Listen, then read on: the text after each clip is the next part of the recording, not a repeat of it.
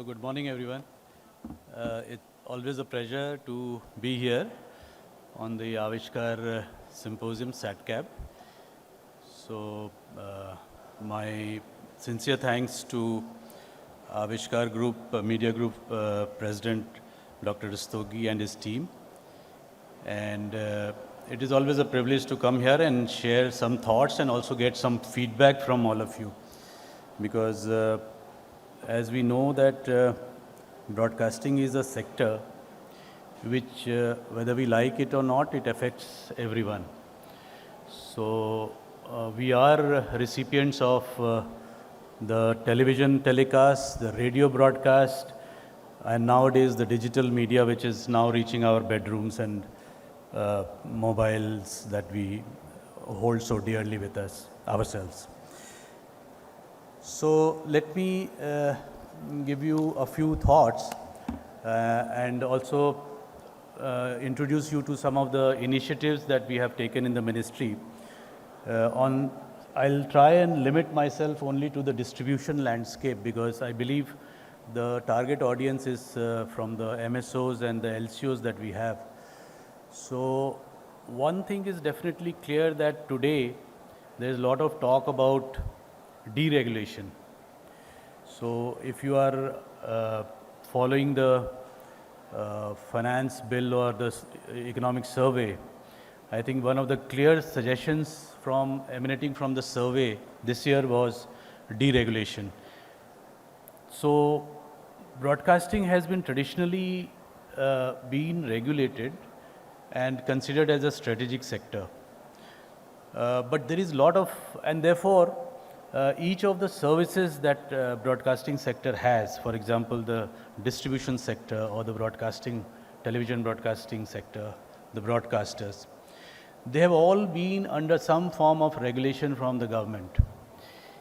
And regulation per se is not a bad word because wherever there is a public good, public interest to be served, there has to be a rule-based regime so that everyone knows what is right and what is wrong, what is acceptable and what is not acceptable. It is good for everyone, it is good for industry, it is good for industry growth. Regulation per se is not bad, but any regulation which does not add value to the whole system, whole process, that needs to be weeded out. In government, there is a lot of thinking on how to deregulate things, how to make it easier, how to make business, ease of doing business, how to facilitate ease of doing business. In that respect, I think within broadcasting sector also, there is a lot of scope for thought and review, which in the government we are definitely committed to do. For the industry as a whole, in the media entertainment sector, which distribution is a part of it, Government of India, particularly Ministry of Information and Broadcasting, is now coming up with the World Audiovisual Entertainment Summit, WAVES, which is scheduled to be held in Mumbai from 1st to 4th May. So it is a convergence platform created by the ministry so that all the verticals of the media entertainment industry, whether it is broadcasting, distribution, whether it is films, AVGC sector, or even digital media, they can all come together. And we are inviting industry leaders and players from across the world. So this will be a major event, major event, which is going to take place in Mumbai from 1st to 4th May. We are preparing for all of you are invited for that. And I will really urge Avishkar to urge the members to become delegates. So there is a platform www.wavesindia.org. So you can note down www.wavesindia.org on which you can register as a delegate. There is a Waves market, e-platform market which you can see and you can register on it. There is a buy and seller meet on the e-platform. So you can take advantage of it. There are avenues for startups. There are conference tracks like this. So all of these are there. Now coming back to this distribution sector, linear television is here to stay in India. So there should not be any doubt about it. India is a very wide and expansive country with large number of viewership. The demand for content is ever increasing. The per person consumption of content has increased from 4 to 5 hours per day to something like 7 hours per day because of multiple reasons. So we are consuming content not only on our television sets, but also on our handheld devices, our laptops, our computers. So we are a content hungry nation. We are a content creators as well as content consumers. Linear TV in that sense, although there has been a decline in the recent past and the trend shows that there is a decline either from the DTH side or from the cable side, there are decline, there are evidence of decline. But that decline is not such that it is going to end. And there is a whole basket of new viewers, potential viewers who can be now brought into the fold of viewership. Today, India is a country with a household of 35 crores. We now estimate that there are 35 crore households in India. The TV population in India is not exceeded 20 crores at any point of time. What is happening is now the linear TVs are getting converted into connected TV. So there is still a very large section of TV viewing, the population in India, which is outside the TV viewing, which can be brought into TV fold. There is scope for a single TV homes becoming double TV.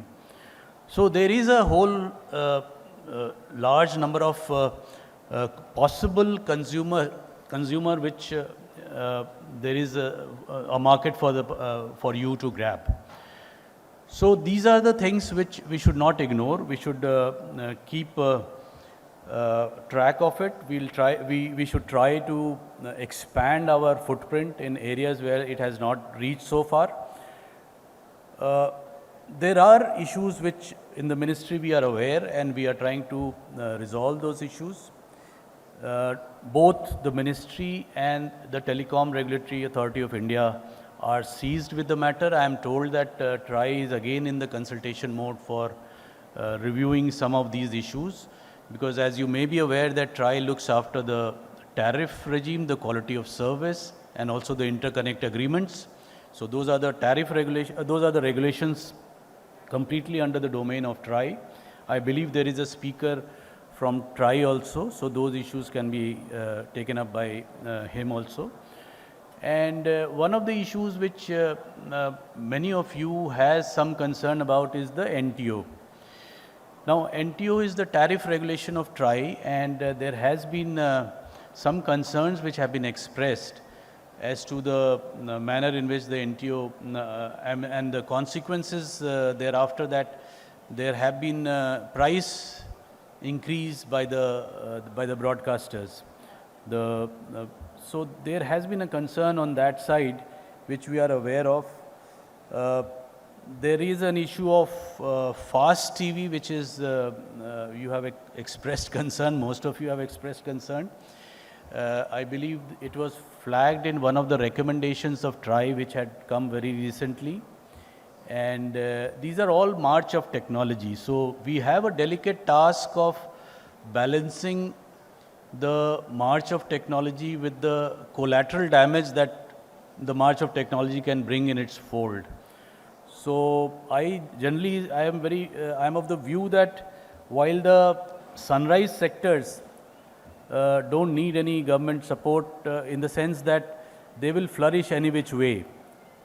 When I say this, I mean the media, the digital media, which in any way is rising at something like 33%. But it is the sectors which are, as we call them, the legacy sectors. They are the ones which require governmental support and protection, so as to say. So in that respect, there have been certain measures that we have taken, and one major decision that we have taken, and it is now at the implementation stage, and some of you may be benefiting out of it, and I would be happy to get some feedback on it, is that earlier the local cable operators were asked to register themselves with the post offices, and it was done on a physical mode. I mean, the paperwork, a lot of paperwork was involved, a lot of documentation was involved. So now we have done away with that, and we have amended the rules of the CTN rules, and then we have come with a regime which is a centralized, online, real-time basis registration, just by verification of your PAN or Aadhaar number or DIN of the, in the cases of company, and their PAN number, etc. So it is all done on a real-time basis, online verification, and you can generate your registration, which is, now this registration was earlier valid for 1 year, and every year you had to review it. Now we have done it for 5 years. So once you register yourself on this portal, which is the Broadcast Seva portal, you are good for 5 years. That registration holds valid for 5 years. Another very important change is, it is although it is a local cable operator, but then it gives you flexibility to have run a local cable business anywhere in the country. So it is not area specific. So these are the changes which we have brought in. Another change we brought about for local cable operators was some time ago when we amended the act, and we allowed these cable operators to also offer broadband services. So that amendment was also brought about in the cable TV rules, cable television rules which we have, which regulates the sector. So I believe all these things we are then sharing of infrastructure that we brought about, for especially for the DTH and hits. So these are high capital intensive distribution side.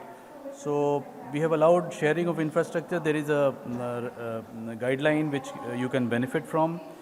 Platform services which were completely unregulated earlier have now some regulation to follow, and therefore there is a accountability to platform services. There is a fixed number to which the MSOs can provide platform services.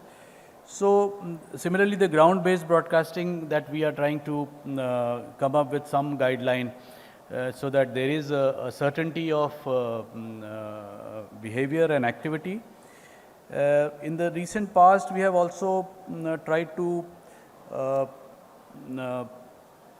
regulate the MSOs by weeding out some of the non-compliant MSOs, because many of these MSOs were not getting the audit done by them. So earlier their number was something like 1700, and many of them were not even doing audit of their subscribers.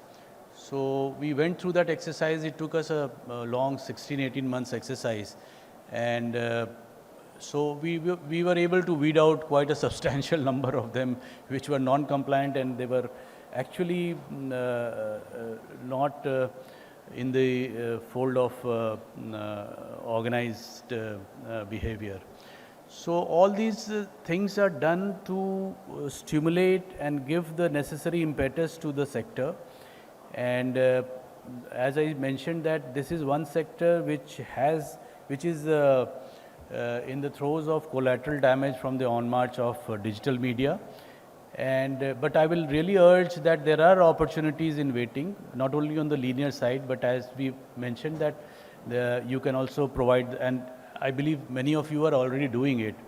So like triple play services and broadband services to homes, etc. Because you are one who has the first mover advantage also. So you are available, you have reached the nook and corner of this country, which is itself is very vast. Your reach is much more than any other, probably any other sector in this country. So those strengths, you can play on those strengths and then reach out to the unreached territories and try and get those subscribers, get into the technology side, take advantage of whatever new services you can provide through your